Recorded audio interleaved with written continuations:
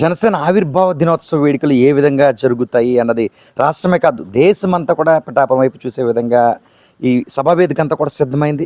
రేపు ఈ కార్యక్రమం అత్యంత ఘనంగా జరిగేందుకు అన్ని ఏర్పాట్లు దాదాపుగా పూర్తయిన పరిస్థితి మాత్రం నెలకొంది. ఈ పిఠాపురం సమీపాన చిత్రాడ ఈ ఖాళీ ప్రాంగణంలో సభా వేదిక దగ్గరుండి మంత్రి నాదెండ్ల మనోహర్ పర్యవేక్షిస్తున్నారు. ఇప్పటికే ఇందుకు సంబంధించిన సమావేశాలు కూడా నాదెండ్ల మనోహర్ నిర్వహించారు. ప్రత్యేకంగా గత రాత్రి కూడా ఆయన అక్కడ ఉన్న కార్యకర్తలు కావచ్చు, జనసేన నాయకులు కావచ్చు, ప్రత్యేకంగా ఆయన మాట్లాడిన పరిస్థితి నెలకొంది. ఇప్పటికే అనేక మందికి జనసేన నుంచి పదవులు ఇవ్వడం జరిగిందని, త్వరగతిగా మిగిలిన వారికి కూడా ఇవ్వడం జరుగుతుందని, కష్టపడిన ప్రతి ఒక్కరికి కూడా పార్టీ గుర్తిస్తుందంటూ కూడా నాదెండ్ల మనోహర్ పేర్కొన్నారు. నిజానికి జనసేన సంబంధించి అధికారం వచ్చిన తర్వాత తొలి ఆవిర్భావ సభ కావడంతో ఎలా ఉంటుంది?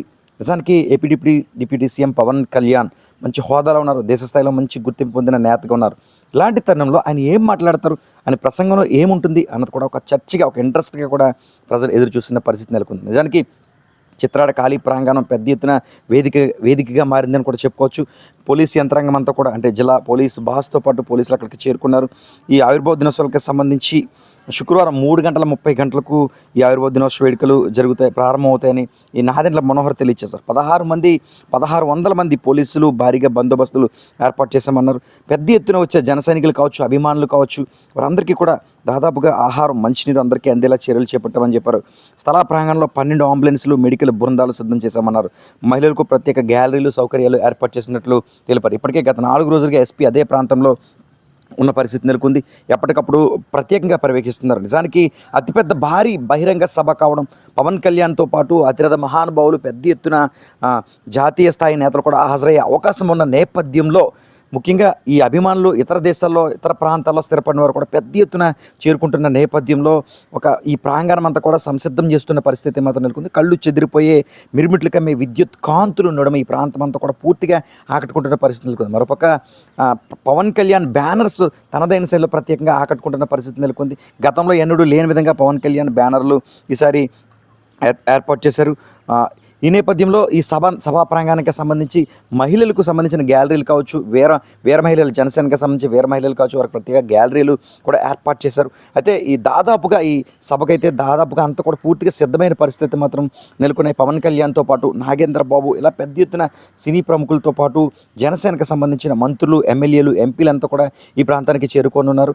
అతిపెద్ద భారీ బహిరంగ సభ కావడంతో సభా వేదిక అంతా కూడా పూర్తిగా డిజిటల్ మ్యూజిక్ సిస్టమ్తో, డిజిటల్ లైటింగ్ సిస్టమ్తో ప్రాంతం అంతా కూడా సిద్ధం చేశారు. చూడాలి మరి రేపు పవన్ కళ్యాణ్ ఏ విధంగా ప్రసంగిస్తారు. నిజానికి వారు 10 లక్షల మేరకు వస్తారని ఒక అంచనా వేస్తున్నారు. అంతకు మించి వచ్చే అవకాశం కూడా ఉందని చెబుతున్నారు.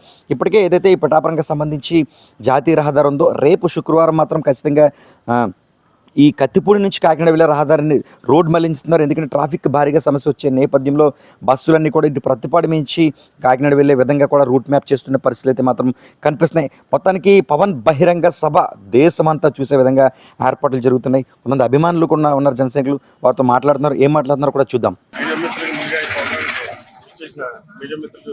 ధన్యవాదాలు తెలుపుకుంటూ, ఏదైతే మా కళ్యాణ్ గారు, మా జన సైనికులు గత 10 సంవత్సరాల నుంచి రాష్ట్ర ప్రజల శ్రేయస్ కోసం కష్టపడ్డారో ఆ కార్యక్రమం విజయవంతం అవడం వల్ల రాక్షస పాలన అంతమైంది. దానికి అనుగుణంగా మా జన సైనికులందరూ మేము అధికారంలోకి వచ్చాక తొలిసారిగా పిఠాపురాన్ని మేము జరుపుకోబోయే ఆవిర్భావ సభ విజయవంతం అవ్వాలని ర్యాలీగా నిర్వహించి అందరికీ మా సభ యొక్క విజయోత్సవం చేయమని అభ్యర్థిస్తూ పాదయాత్ర చేపట్టడం జరిగింది. ఈ కార్యక్రమానికి ఇచ్చేసిన నా తోటి జన సైనికులందరికీ ధన్యవాదాలు.